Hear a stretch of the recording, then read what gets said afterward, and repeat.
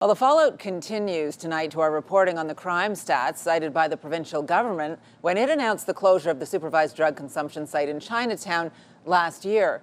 Now, after days of silence from the province, the Premier is weighing in. CTV's Stefan joins us now with more on this. Steph.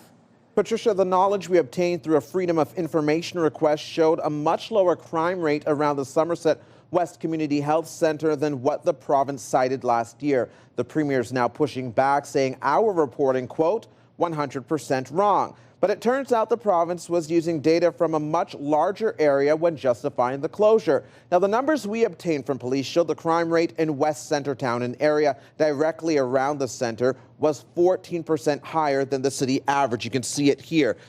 It was on 55 Eccles Street. So this is what we used. The province is now saying it was using data for the entire Somerset ward, which includes the neighborhoods of LeBreton Flats, Parliament Hill, and the Golden Triangle, and several others. But that's not what the health minister said last year. Before we take a listen, just take a look at all of this area that is included in their statistics. Violent crime was up 146% near Ottawa's Somerset site.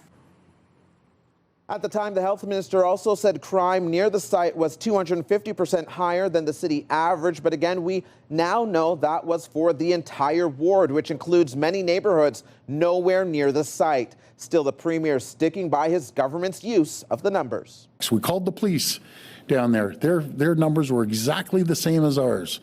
So saying you put in a safe consumption site and you got a bunch of drug addicts hanging out and drug dealers, and you say crime went down? No, it didn't. It did go up exactly the amount that my deputy premier said it went up.